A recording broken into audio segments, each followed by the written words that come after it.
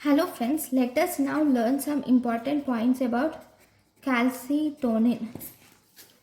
Right, calcitonin in the bone.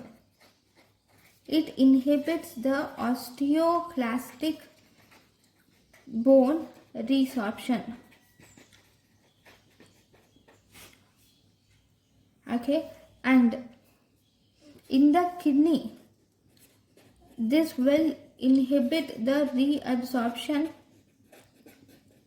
of calcium and phosphate. So if you see, it is causing, on the whole, it will decrease the calcium levels and it will also decrease the phosphate levels.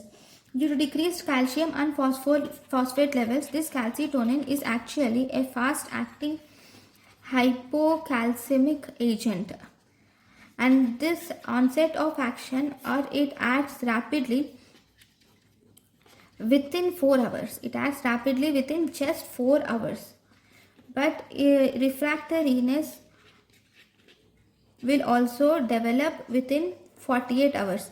Refractoriness will develop within 48 hours. So, what is the uses of this calcitonin? So, if you see the use of calcitonin, it is used in the treatment of hyperkalemic states. In hypercalcemic. It is used in the treatment of hypercalcemic state.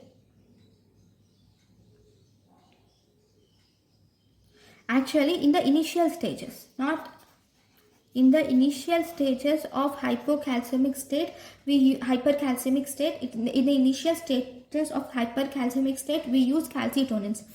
Why? What is the treatment of choice for hypercalcemic states? Treatment of choice for hypercalcemic state is bisphosphonates.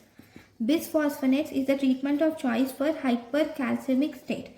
But the problem with this bisphosphonate is these will require 48 to 72 hours to act.